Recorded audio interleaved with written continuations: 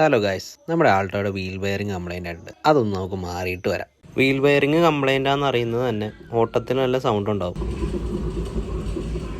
അപ്പോൾ ആ കംപ്ലൈൻ്റ് ആയ ബെയറിംഗ് നമുക്കങ്ങ് മാറിക്കളഞ്ഞേക്കാം. അതിന് നമ്മൾ വീൽ നെറ്റ് ലൂസ് ചെയ്ത് ടയർ ആദ്യമേ ഊരി മാറ്റണം.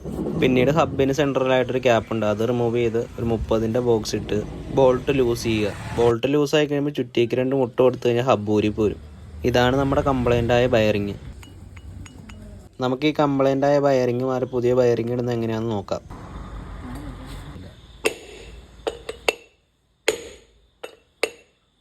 ഇതാണ് നമ്മുടെ കംപ്ലൈൻ്റ് ആയ പഴയ വയറിങ്. നമ്മൾ പുതിയ വയറിങ് മാരുതിയുടെ തന്നെ ഒറിജിനലാണ് ഇടുന്നത്.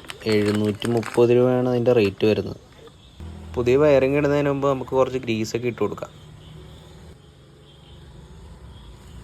വയറിങ് കറക്റ്റായിട്ട് ഇറങ്ങാൻ വേണ്ടി നമ്മൾ ആ പുതിയ വയറിങ്ങിന് മുകളിലിട്ട് നമ്മുടെ പഴയ വയറിങ് എടുത്ത് വെക്കും.